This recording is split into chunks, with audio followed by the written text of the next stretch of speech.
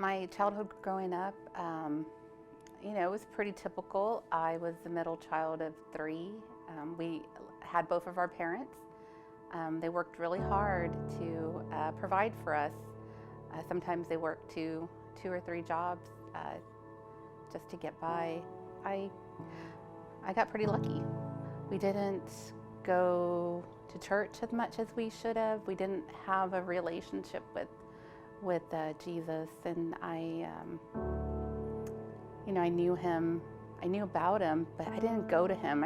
He wasn't my first thought in my mind. Actually, he wasn't even a thought in my mind whenever I had problems.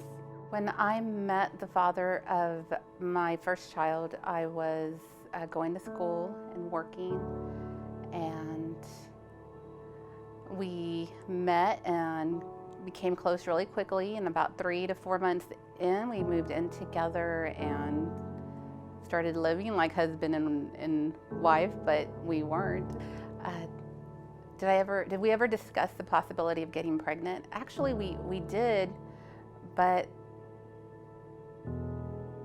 the thought was he didn't think he could have children. So we didn't take precaution like I did in the past. When I got home after finding out I was pregnant, the first thing I did was I stopped by the convenience store to buy a pregnancy test so that I could show my boyfriend what was happening and prove it. So when he came home, I showed him the stick, and he was surprised as I was. But I think we were more afraid than anything else, so immediately the conversation turned into how could we solve the problem, and abortion came up, and it seemed like the way to go. The day of my abortion was actually the day of my 23rd birthday, and my boyfriend drove me to the clinic, and he waited in the waiting area while I was taken back. And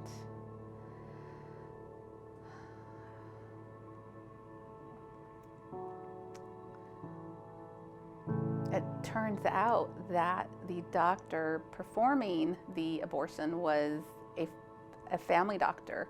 He knew my mother and my sister, and before he performed the procedure, he said, "Are you sure you really want to go through with this?"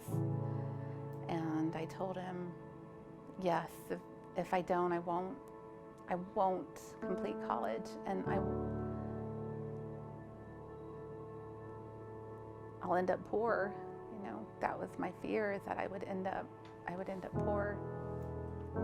And after that, the nurse held my hand as the doctor proceeded with the abortion, and I was probably 10 to 12 weeks along, and he used like a stick that he inserted, and it was very painful for about a minute, and then it was all over. It was like an out-of-body experience. You knew what you were doing, but you weren't there. It's hard to explain. Even though, we are told that all you're getting rid of is a clump of cells in your belly, but it doesn't feel like it. Why is there so much shame and hurt when you do it, if it's just a clump of cells? I already had low self-esteem. This just brought it lower, and I probably accepted things in my life that